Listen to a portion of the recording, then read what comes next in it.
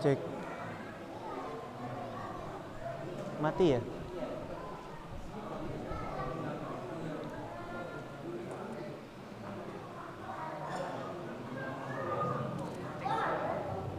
Cek.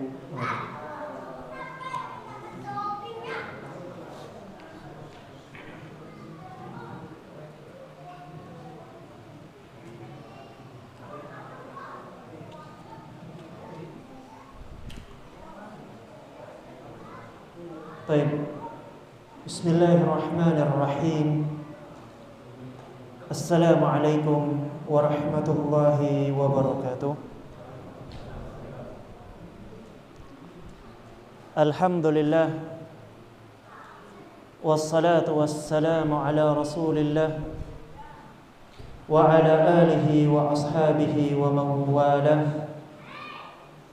Wala haula wala quwwata illa billah.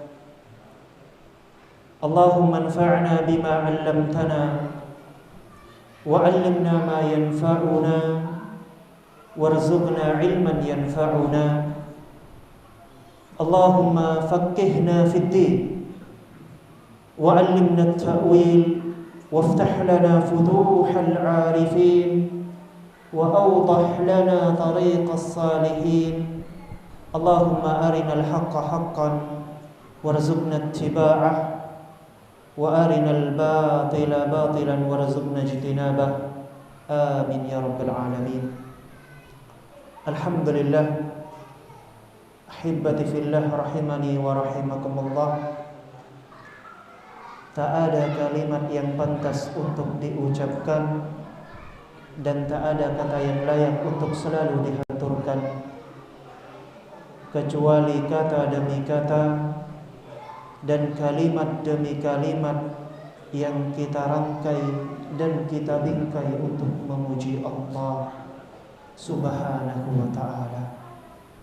Pujian yang keluar dari lisan kita berasal dari kecintaan dan pengagungan terhadapnya.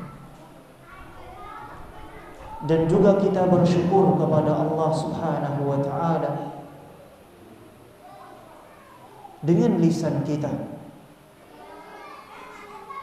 dengan hati kita, dan juga dengan beramal dengan anggota badan kita. Bersyukur kepada Allah atas semua nikmat yang Allah limpahkan untuk kita. Nikmat yang tak terhingga, yang kalau kita ingin menghitung nikmat Allah, kita tidak mampu menghitungnya. Allah Subhanahu wa ta'ala mengatakan apa? Wa in ta'uddu ni'matallahi la tuhsuha. Jikalau engkau ingin menghitung-hitung nikmat Allah Subhanahu wa ta'ala, niscaya engkau tidak akan mampu untuk menghitungnya. Karena apa? Karena sangat banyak nikmat Allah Subhanahu wa ta'ala.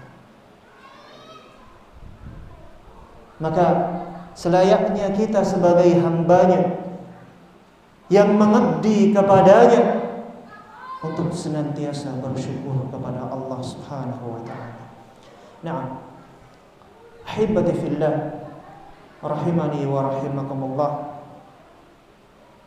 Manusia itu adalah makhluk yang berfikir, yang dikatakan hayawanun natiq, makhluk yang berfikir. Ini adalah ciri pembeda antara manusia dengan makhluk Allah yang lainnya. Dengannya manusia dapat membedakan hal-hal yang baik dan buruk.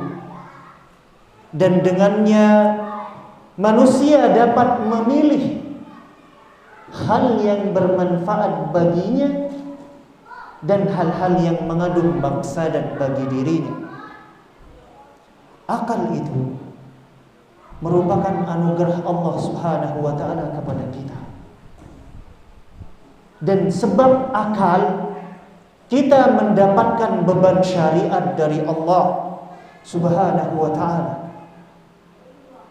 Dan jika akal ini digunakan dengan baik dan adil, maka akal ini akan mendatangkan hal yang baik di kehidupan kita, kehidupan di dunia dan kehidupan akhirat. Ahibbati fillah, kalau kita lihat, dambaan semua orang itu adalah keselamatan. Impian seseorang itu adalah keselamatan. Tidak ada seorang pun yang hidup kecuali dia akan mencari keselamatan bagi dirinya. Maka berpikir tentang keselamatan adalah tujuan yang agung, angan-angan yang mulia, bentuk kepedulian terhadap diri kita, dan bentuk rasa syukur kita kepada Allah Subhanahu wa ta'ala atas nikmat Allah Subhanahu wa ta'ala. Maka hendaknya bagi seorang muslim yang telah Allah anugerahkan akal bagi dirinya, agar dirinya sibuk memikirkan keselamatan dirinya di dunia dan di akhirat. Qanaah terhadap dunia, tidak sibuk mencari dunia, kecuali dunia itu hanyalah jembatan bagi dia untuk menuju dunia yang hakiki, menuju kehidupan yang abadi, kehidupan di akhirat, kehidupan di surga yang diimpikan oleh semua orang. Maka dengan hal ini kita akan menganggap diri kita selalu kurang. Dengan hal ini kita bisa memperbaiki diri kita dan memfokuskan tujuan kita, yaitu untuk mengabdi kepada Allah Subhanahu wa ta'ala. Lihatlah orang-orang sebelum kita. Lihatlah bagaimana para sahabat Nabi sallallahu alaihi wasallam, mereka berpikir tentang keselamatan mereka. Mereka berpikir tentang keselamatan kehidupannya di dunia dan di akhiratnya. Padahal mereka dijamin surga oleh Allah Subhanahu wa ta'ala. Ibnu Mas'ud radhiyallahu ta'ala anhu mengatakan, "Man kana minkum muta'assiyan falyata'assi bi ashabi Rasulillah sallallahu alaihi wasallam." Barang siapa di antara kalian yang ingin kalian ambil teladan darinya, maka ambillah sahabat Nabi sallallahu alaihi wasallam sebagai teladan baginya. Kenapa? Karena apa? Fa innahum kanu abarra hadhil ummati quluban. Karena mereka adalah orang-orang yang paling baik hatinya. Wa a'maquha ilman, yang paling mendalam ilmunya.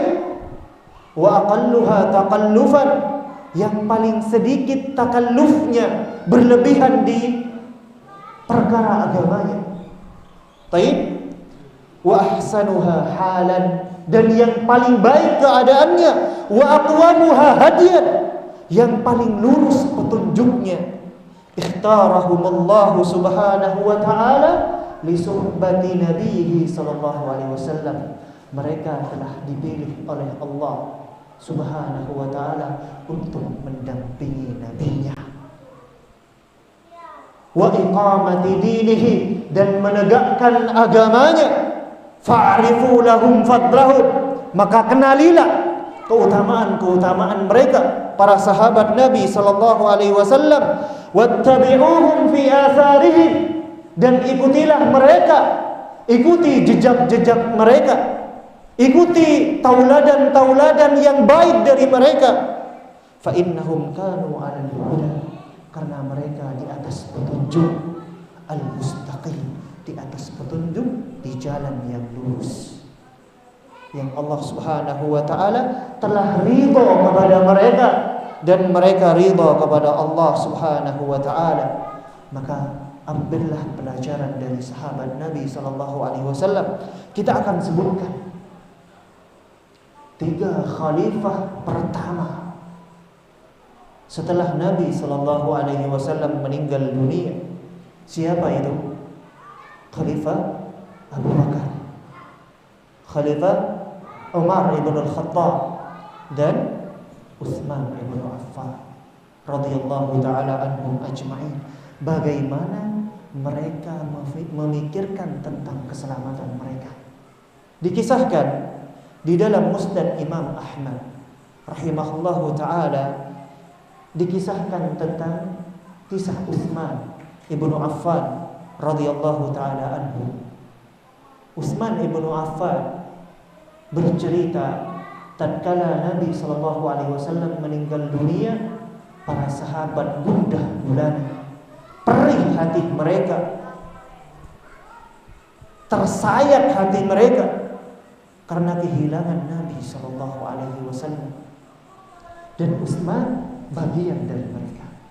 Utsman bercerita, "Fa baina ana jalisun fi dhilli utamin minal adha." Suatu hari aku sedang duduk-duduk di salah satu menara dari menara-menara di Madinah. Di Madinah itu ada menara-menara yang dibangun. Lalu marra alayya Umar melewatiku, dan Umar memberi salam kepadaku. Falam ash'ur. Utsman radhiyallahu ta'ala anhu tidak menyadari kedatangan Umar dan tidak membalas tidak membalas salamnya Umar radhiyallahu ta'ala anhu. Maka fantalaqa Umar lalu pergi hingga menemui Abu Bakar radhiyallahu ta'ala anhu. Maka apa kata Umar radhiyallahu ta'ala anhu kepada Abu Bakar? Ma yu'jibuka, dikatakan oleh Umar radhiyallahu ta'ala anhu, ma yu'jibuka anni marartu ala Utsman fasallamtu alaihi falam yarudda alayhi salam. Apakah mengherankan bagimu wahai Abu Bakar, aku hari ini melewati Utsman radhiyallahu ta'ala anhu dan mengucapkan salam kepadanya, dia tidak menjawab salamku. Maka hal ini menjadikan Abu Bakar radhiyallahu ta'ala anhu dan Umar radhiyallahu ta'ala anhu menemui Utsman radhiyallahu ta'ala anhu. Lalu Abu Bakar dan Umar memberikan salam kepada Utsman dan Utsman menjawab salamnya, mereka berdua. Maka Abu Bakar berkata, "Ja'ani akhuka," datang kepadaku saudaramu Abu Bakar. Saudaramu siapa? Umar ibn al-Khattab radhiyallahu ta'ala anhu. Bercerita, dia melewatimu, memberikan salam kepadamu, tetapi engkau tidak membalasnya. Maka Utsman radhiyallahu ta'ala anhu mengatakan, "Ma fa'altu?" Aku tidak tahu. Bahkan Umar radhiyallahu ta'ala anhu sampai mengatakan, "Bal fa'alta." Engkau tahu, aku lewat di depan. Sampai Umar radhiyallahu ta'ala anhu mengatakan, "Seperti inikah Bani Umayyah akhlaknya?" Maksudnya sombong. Tidak menjawab salamnya saudaranya Umar radhiyallahu ta'ala anhu. Maka Utsman radhiyallahu ta'ala anhu mengatakan, "Lam ash'ur." Aku tidak menyangka, aku tidak merasa engkau lewat di depanku wahai Umar. Wallahi, sampai Utsman bersumpah, aku tidak menyangka engkau lewat di depanku. Maka Abu Bakar radhiyallahu ta'ala anhu mengatakan, "Shadaqa Utsman." Utsman yang benar. Kenapa? Karena Utsman yang bersumpah. Abu Bakar sebagai khalifah, datang aduan dari rakyatnya. Umar radhiyallahu ta'ala anhu mengadu tentang kasusnya Utsman. Yang diadukan siapa? Utsman. Yang mengadu siapa? Umar. Maka kata Nabi SAW, al-bayyinatu 'alal mudda'i. Baik, al-bayyinatu 'alal mudda'i. Bukti itu kalau di pengadilan ya, bukti itu didatangkan oleh yang melaporkan. Terus apa? Dan sumpah bagi orang-orang yang tertuduh, bagi orang yang diadukan kasusnya. Utsman bersumpah tidak? Bersumpah di sini. Maka yang diambil perkataannya siapa oleh Abu Bakar? Utsman bin Affan. Maka Abu Bakar berkata kepada Utsman, sungguh telah mensibukkan hatimu, pikiranmu, sehingga engkau tidak menjawab siapa? Umar salam. Apa kira-kira yang menyibukkanmu wahai Utsman? Maka Utsman radhiyallahu taala berkata, ini syahidnya, ini pembahasan kita. Tawaffahullahu nabiyyahu. Allah Subhanahu wa taala telah mewafatkan nabinya. Dan aku belum pernah bertanya kepada Nabi tentang keselamatan dari azab Allah Subhanahu wa taala. Bagaimana caraku selamat di dunia dan akhirat? Selamat dari azab Allah Subhanahu wa taala. Maka Abu Bakar radhiyallahu taala berkata, "Qad sa'altu." Aku telah bertanya kepada Nabi sallallahu alaihi wasallam tentang perkara yang menyelamatkan. Lalu Utsman bergegas berdiri mendatangi Abu Bakar radhiyallahu taala dan berkata kepada Abu Bakar, "Bi abi anta wa ummi Abu Bakar." Demi ibuku, maksudnya apa? Ibuku dan ayahku sebagai tebusan bagimu wahai Abu Bakar. Engkau lebih berhak darinya. Engkau lebih berhak darinya dari pertanyaan itu. Lalu Abu Bakar menceritakan apa perkara yang menyelamatkan dari azab Allah Subhanahu wa taala. Abu Bakar bercerita, aku bertanya kepada Nabi sallallahu alaihi wasallam, perkara yang menyelamatkan diriku dari azab Allah. Nabi sallallahu alaihi wasallam mengatakan, man qabila minni al-kalimata allati aradtu ala ammi faraddaha alayya fahiya najatun lahu. Barang siapa yang menerima sebuah kalimat yang pernah aku tawarkan kepada pamanku. Siapa pamannya Nabi sallallahu alaihi wasallam? Di sini Abu Thalib. Kalimat apa yang dimaksud? Kalimat tauhid. Dan dia menerima kalimat itu, beriman dengannya, maka kalimat itu akan menjadi penyelamat bagi dia.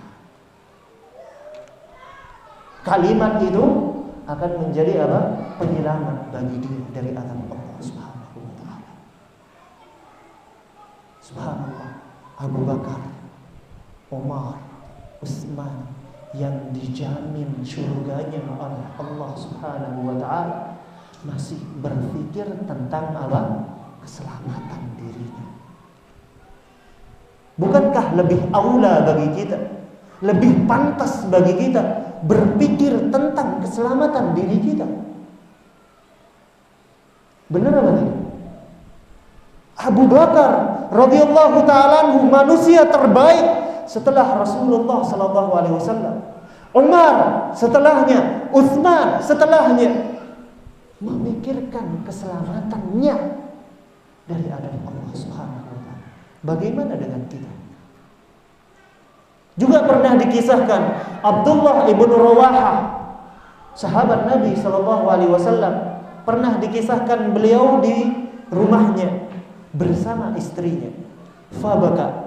Maka Abdullah bin Rawaha lalu menangis tiba-tiba. Duduk bersama istrinya lalu apa? Lalu menangis. Lalu ditanya oleh istrinya, "Ma abakaka?" Wahai Abdullah bin Rawaha, apa yang membuatmu menangis? Lalu Abdullah bin Rawaha mengatakan, "Dzakartu qaulallahi azza wa jalla." Aku mengingat firman Allah Subhanahu wa ta'ala, wa in minkum illa wariduha wa kana 'ala rabbika hatman maqdiyya. Dan sungguh semua dari kalian kaum muslimin akan melewati sirat, jembatan yang dibentangkan di atas neraka jahanam. Semua dari kalian. Dan itu adalah ketetapan Allah Subhanahu wa ta'ala atas kalian kaum muslimin. Dan Abdullah bin Rawaha mengatakan, fala adri anju minha amma, dan aku tidak tahu apakah aku bisa selamat melewati sirat atau tidak. Berpikir tentang keselamatan, berpikir tentang keselamatannya di dunia dan di akhirat kelak para sahabat Nabi SAW. Maka orang-orang yang mengharapkan keselamatan, wajib bagi dia berjalan di atas jalan keselamatan, dan tidak boleh baginya keluar jalur dari jalan tersebut. Dikatakan oleh pepatah Arab dahulu, pepatah Arab mengatakan, tarjun najata walam tasluk masalikaha, inna safinata la tajri 'ala al-yabasi. Engkau berharap keselamatan, tetapi engkau tidak berjalan di atas keselamatan. Ingatlah, bahtera itu tidak berlayar di daratan yang kering. Jangan salah jalur. Engkau menggunakan bahtera keselamatan, tapi engkau berlayar di atas daratan, merusak kapalmu sendiri. Jangan salah jalur. Ikuti jalan keselamatan. Ikuti jalan keselamatan yang telah ditunjuki oleh Allah Subhanahu wa ta'ala di dalam firman-Nya, "Famanittaba'a hudaya." Barang siapa yang mengikuti petunjukku, fala yadhillu wala yashqa. Dia tidak akan tersesat di dunia dan dia tidak akan sengsara di akhirat. Dan jalan keselamatan ini beredar, bisa didapatkan, bisa terrealisasi dengan 3 hal. Mengenal seorang hamba terhadap Rabb-nya, dan mengenal hamba tersebut terhadap Nabi-nya, dan mengenal hamba tersebut tentang agamanya. Itulah pembahasan kita. Baik, al-usul as-salasa. 3 dasar pondasi utama. Yang 3 dasar ini merupakan jalan keselamatan kita. Orang-orang tidak akan mungkin selamat kecuali ketika dia mengamalkan 3 hal ini. Nah, maka amalkan 3 hal. Karena 3 hal ini apa? Adalah pertanyaannya siapa? Munkar dan nakir di alam kubur. Kalau kita ditanya, man rabbuka wa man nabiyyuka wa ma dinuka, apa jawaban kita? Apakah kita seperti orang-orang yang murtad awil munafiq? Ketika ditanyakan oleh munkar nakir, mereka katakan, la adri, aku tidak tahu. Sami'tun nas yaquluna syai'an faqultuhu, aku mendengar manusia berkata, aku ikut-ikutan. Aku apa? Ikut-ikutan. Maka wajib bagi kita belajar ini sebagai bekal untuk menjawab pertanyaan munkar dan nakir. Baik, insyaallah kita akan baca dari teksnya penulis rahimahullahu taala tentang apa? Al-usul as-salasah. Nah, Asy-Syaikh rahimahullahu taala berkata, Fa idza qila laka, jikalau ditanyakan kepada engkau, mal usulus thalathatu allati yajibu 'alal insani ma'rifatiha, apa 3 landasan utama yang wajib atas manusia mempelajarinya? Baik, Asy-Syaikh rahimahullahu taala mengatakan di sini al-usul. Usul itu bentuk plural dari asal, bentuk jamak dari asal. Apa itu asal? Aslun. Aslun itu katanya para usuliyun atau katanya para ahlul lughah, ma buniya alaihi apa? Ma buniya alaihi ghairuhu. Sesuatu yang dibangun di atasnya sesuatu yang lain. Paham? Sesuatu yang dibangun di atasnya sesuatu yang lain. Baik itu hissiyan yang tampak atau ma'nawiyan yang abstrak. Hissiyan contohnya kayak bangunan masjid ini. Aina asluhu? Di mana asalnya masjid ini? Pondasi. Pondasi masjid ini adalah asal. Dan yang di atasnya adalah far'a, cabangnya. Far'a apa? Cabangnya. Atau ma'nawiyan, sesuatu yang abstrak. Contohnya dalil. Dalil itu pondasi. Diambil dari dalil atau di atas, diletakkan di atas dalil itu apa? Hukum. Hukum itu cabang dari apa? Dari dalil. Dalil itu apa? Pondasinya. Asy-Syaikh mengatakan al-usul as-salasah. Dasar pondasi yang 3. Ini mengisyaratkan kepada kita 3 dasar ini adalah 3 dasar yang akan menjadi pertanyaan, materi ketika ujian di alam kubur. Ini materi kita. Materi kita ketika diuji di alam kubur adalah 3 hal ini. Baik, maka wajib atas kita, kata Syekh di sini, apa? Mempelajarinya. Di sini coba perhatikan takbir yang digunakan oleh Syekh, ya, atau ungkapan kata redaksi yang digunakan oleh Syekh. Kata Syekh rahimahullah, fa idza qila laka, bentuknya pertanyaan. Bentuknya apa? Pertanyaan. Dan ini banyak di Al-Qur'an, ya. Kenapa digunakan bentuk pertanyaan? Apakah artinya Syekh rahimahullah tidak tahu 3 pondasi ini? Bukan begitu. Kenapa digunakan metode bertanya? Untuk apa? Agar yang mendengar itu bisa fokus terhadap apa? 3 hal ini. Kalau kita dikatakan 3 hal, kan kita apa? Di pikiran kita apa? Jadi tertarik kita. Apa 3 hal? Apa maksudnya? Iya kan? Kalau bentuknya apa?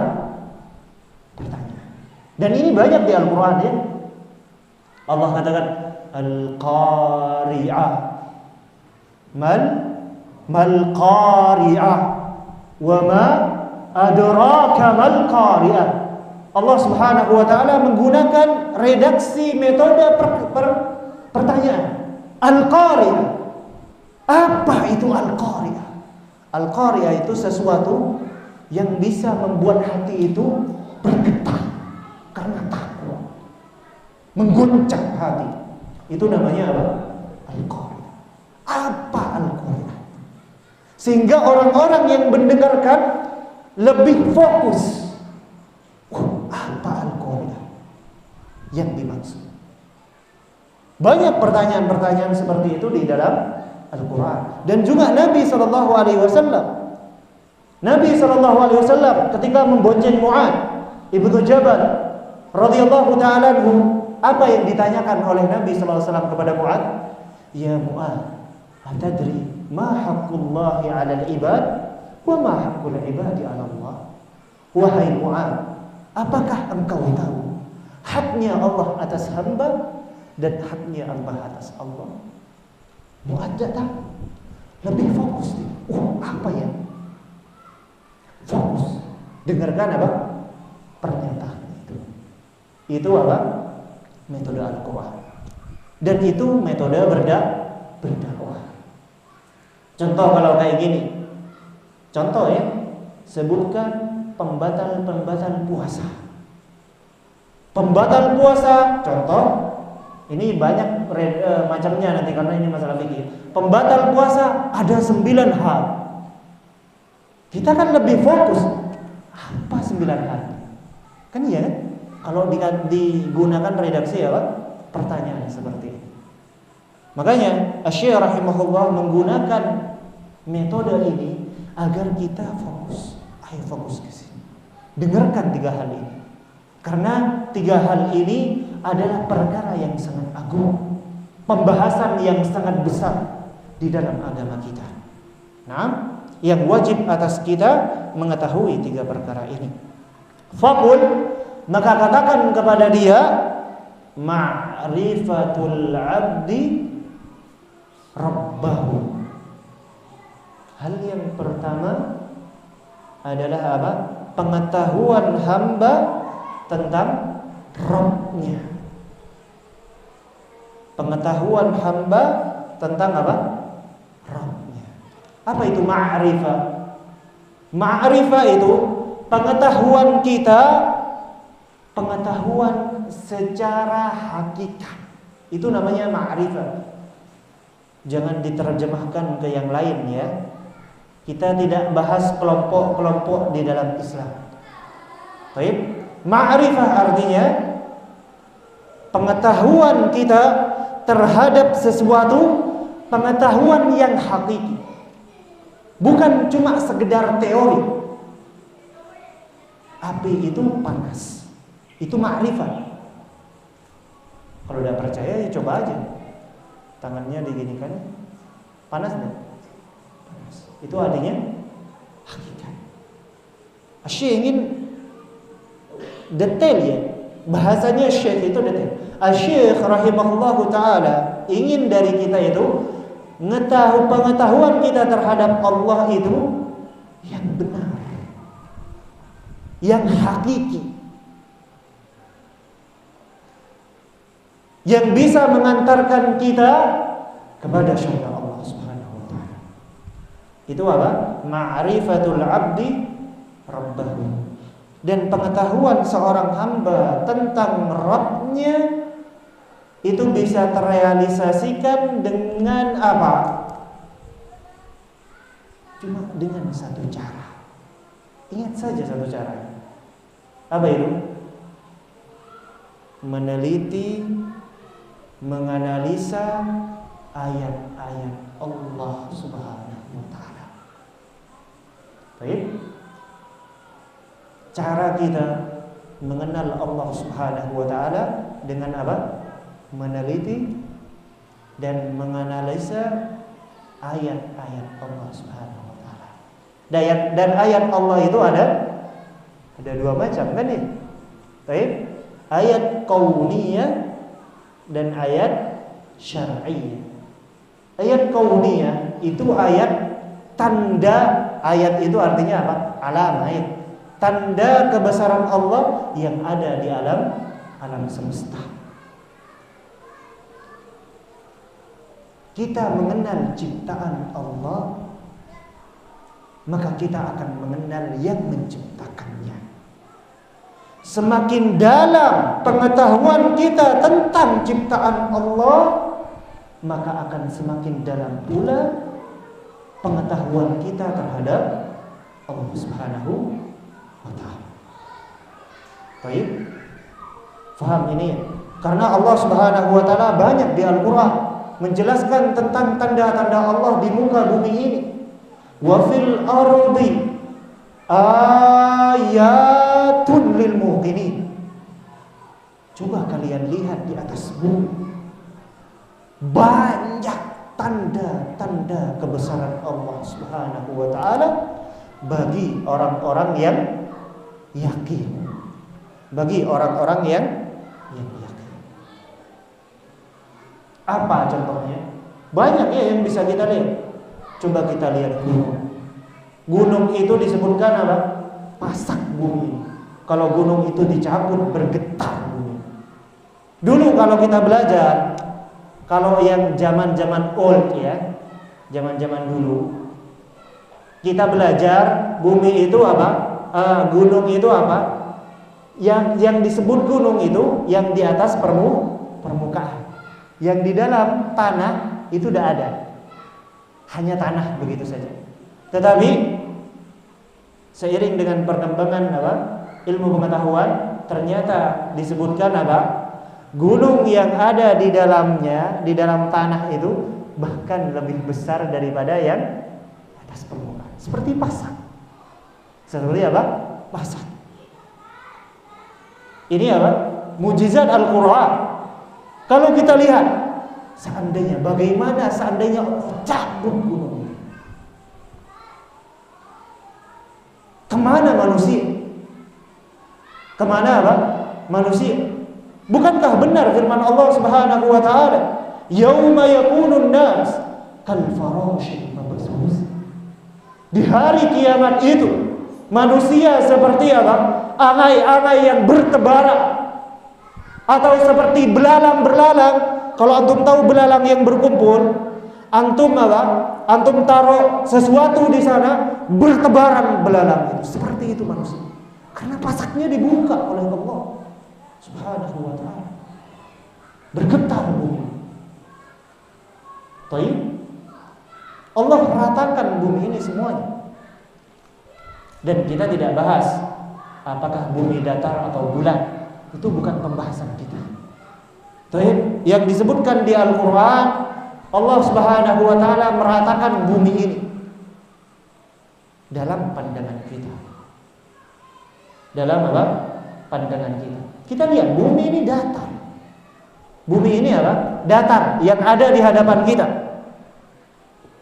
Wallahu ta'ala, kalau bentuk buminya sendiri, para ulama juga khilaf masalahnya. Allah Subhanahu wa taala mengatakan di dalam Al-Qur'an, "Yukawwirul laili 'alan nahar wa yukawwirun nahar 'alal lail." Allah takwir malam atas siang dan siang atas malam. Kawwara itu menggulung. Sesuatu yang digulung. Takwir itu artinya apa? Sorban. Sorban yang digulung di atas kepala. Kepalanya bulat atau datar? Hah? Kepalanya datar.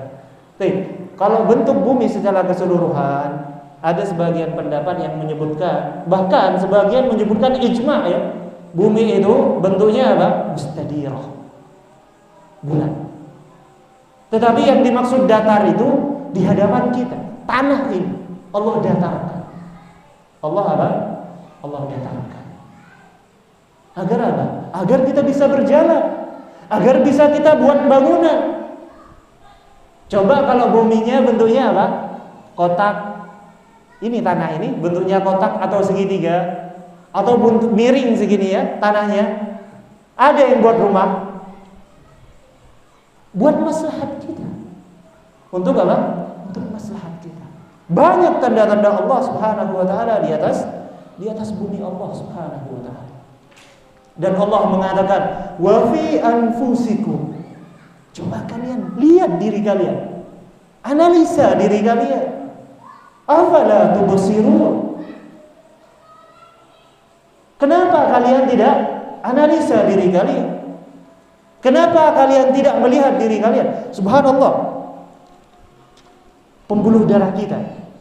Seandainya, ini Anda tidak tahu ya, ini dapat informasi dari internet. Seandainya kalau pembuluh darah kita itu dijejer satu-satu, mungkin bisa mengelilingi bumi ini. Saking banyak. Saking banyaknya. Bagaimana ini bisa tersimpan di tubuh kita? Siapa yang bengkokkan pembuluh darah ini? Siapa yang susun? Sel darah kita itu ada miliaran di tubuh kita. Bisa tuh ngambil wadah besarnya 2 meter, antum isi kabel jumlahnya 100.000 kabel. Wadahnya cuma 2 meter. Bisa? Subhanallah. Bukankah ini tanda Allah Subhanahu wa ta'ala? Apalagi di langit sana. Bumi kita ini kecil dibandingkan dengan langit. Bintang-bintang, bulan-bulan, matahari yang Allah tundukkan untuk kita, yang mereka juga berjalan sesuai dengan garis edarnya yang disebutkan oleh Al-Quran. Bukankah itu cukup untuk kita menjadi tanda bagi kita untuk mengenal Rabb kita? Kalau ciptaannya sesempurna ini, kalau ciptaannya